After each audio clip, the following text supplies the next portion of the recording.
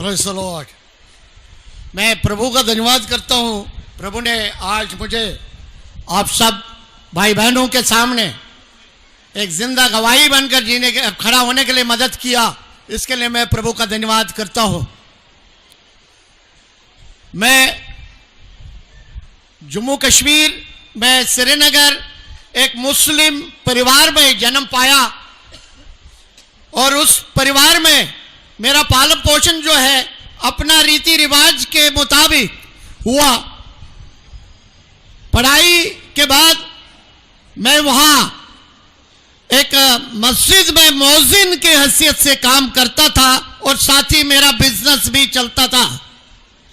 मगर इस दुनिया के स्वभाव की वजह से मैं पूरी तरह गुनाह के दबाव में आकर अपनी जिंदगी गुजार रहा था, जिससे छुटकारा पाना मेरे लिए बहुत ही कठिन था।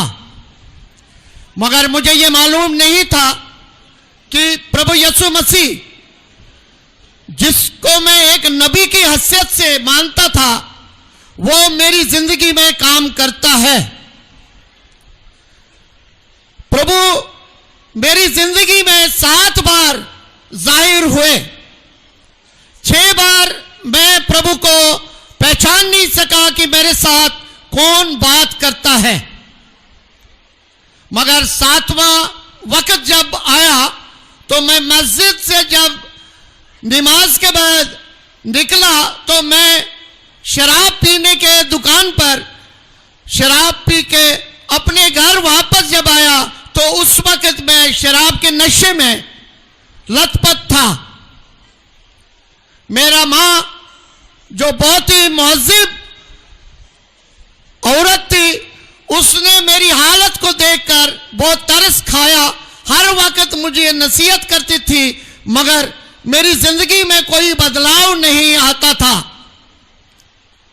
इस तरह मेरा खाना मेरे कमरे में पड़ा हुआ, मैं कमरे में घुसकर बिस्तर में ऐसे ही पड़ा जैसे कि एक मुर्दा लाश पड़ी हुई है। सवेरे मैंने 4 बजे अजान देने के लिए अपनी मस्जिद में जाने के लिए जब वक्त नजदीक आ रहा था, उस वक्त उससे पहले ही मैं हैरान हो गया कि 3 बजे मेरे कमरे में एक ऐसी रोशनी नमूदार हुई जिसने मेरे रोंगटे खड़े किए। मैंने सोचा कि आफताब सूरज जो चढ़ गया है, तो मैंने अजान देने जाना था, अब मैं क्या करूं। जब बिस्तरा छोड़ के खड़ा हुआ तो उस वक्त जब बाहर निकलता हूं तो अंधेरा है।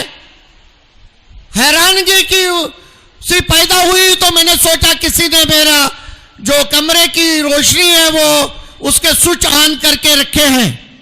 जब मैं स्विच बोर्ड की तरफ गया तो उस वक्त क्या देख रहा हूं कि स्विच बोर्ड बिल्कुल ऑफ थे। इस वजह से मेरे को बहुत सा डर लगकर मैंने अपनी रजाई लेके पूरी तरह अपने आप को ढांक दिया और चारपाई के नीचे घुस गया। मगर ये रोशनी जो है उस रजाई के अंदर जाकर ये कहने लगी कि अपने आप को कहां छुपाओगे, जहां भी छुपोगे मैं तुम्हारे पास मौजूद हूं। डर के मारे जब मैं बाहर निकला तो मैंने पूछा मेरे साथ कौन बात कर रहा है। तो उस वक्त यह आवाज आई कि मैं वो यीशु हूं जो तुम्हारे लिए इस दुनिया में आकर अपनी जान कालवरी क्रूस पर दिया है। क्या तुम मुझ पर विश्वास करते हो? मैंने यही कहा कि मैं एक नबी की हैसियत से आप पर ईमान लाता हूं। मेरे बिस्तर के साथ टेबल पर कुरान शरीफ था तो बोला इसको खोल दो। जब मैंने कुरान शरीफ को उठाया और मैंने खोला, वहां पर मुझे एक आयत सामने आंखों के सामने आई। उस पर 3 बातों का जिक्र था। मुबारक है वो दिन जिस दिन आप पैदा हुए, मुबारक है वो दिन जिस दिन आप मुर्दों में गाड़े गए, मुबारक है वो दिन जिस दिन आपको मुर्दों में से जलाया गया। जब मुझसे यह सवाल हुआ कि इन 3 बातों के बारे में तुम्हारा क्या ख्याल है, मेरा दिमाग कुछ हिचकिचाया। मैं सोचा कि अब मैं क्या जवाब दे दूं, मगर मेरे दिल में खुदावंद के उस प्यार का, उस फजल का जो उन्हें मुझ पर था, उससे काम शुरू हो गया। और मेरी आंखों के सामने मेरे वो सारे गुनाह हैं जो मैंने अपनी जिंदगी में किए थे, वो मेरे सामने एक रील की तरह सामने आने लगे और मेरा रोना शुरू हो गया। मैं परेशान हो गया कि मैं अब क्या करूं, मगर मुंह से सिर्फ ये आवाज निकलती, मैं ये गुनहगार पापी हूं, मैं आपके सामने कैसे जिंदा हूं। वहां से मुझे आवाज आई कि मैं गुनहगारों के लिए इस दुनिया में आया हूं, मेरे पीछे हो ले। मैं प्रभु का धन्यवाद करता हूं कि प्रभु ने मुझे एक नया जीवन देकर अपने पीछे चलने के लिए मदद किया।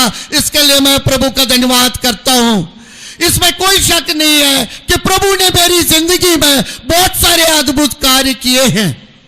इसमें कोई शक नहीं कि मेरी जिंदगी में उस दिन से बहुत सारे मुश्किलात सामने शुरू हो गए, मेरे लिए मुसीबतें शुरू हो गई। यहां तक कि हर एक व्यक्ति, चाहे मेरे घर का है या मेरे परिवार का है या कोई भी मेरे कौम का है, मेरे बरखिलाफ मुहिम शुरू करी उन्होंने।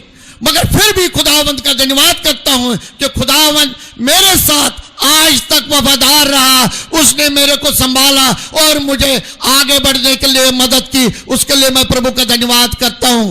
एक कार्य मैं खुदावंद का आपके सामने जिक्र करता हूं, क्योंकि मेरा हर वक्त यही विश्वास था कि मुझे प्रभु ने बुलाया, मुझे प्रभु पर विश्वास है और वो प्रभु मेरी हिफाजत करता है। जब मैं घर से भाग गया इस डर से कि कहीं मुझे कोई ना मारे, मैंने कोशिश की कि मैं प्रभु के वचन के बारे में जान लूं कि प्रभु का वचन क्या है और इसको समझ लूं, मगर मुझे कोई सहारा नहीं मिला। तो प्रभु ने एक आवाज से मुझे यही कहा, क्या एक मनुष्य मेरे से ज्यादा तुम्हें सिखा सकता है। मैं प्रभु का धन्यवाद करता हूं कि प्रभु ने बार बार मुझे तसल्ली दी, मुझे हिम्मत बढ़ाई और मुझे इस मुकाम तक पहुंचाया कि एक दिन जब मैं प्रभु के बारे में एक जगह गवाही दे रहा था, जो तमिलनाडु किलबिशारम है, वहां पर उस जगह पर सारे जो कौम के लोग थे वो मेरे बरखिलाफ ये साजिश करने लगे कि हम इसको मार देंगे, क्योंकि ये हमारे मजहब के बारे में जानता है। मैं उस वक्त यही प्रार्थना करता था, ऐ प्रभु मैं तुम्हारे लिए यहां खड़ा हूं, तो मेरी हिफाजत तेरे हाथ में है।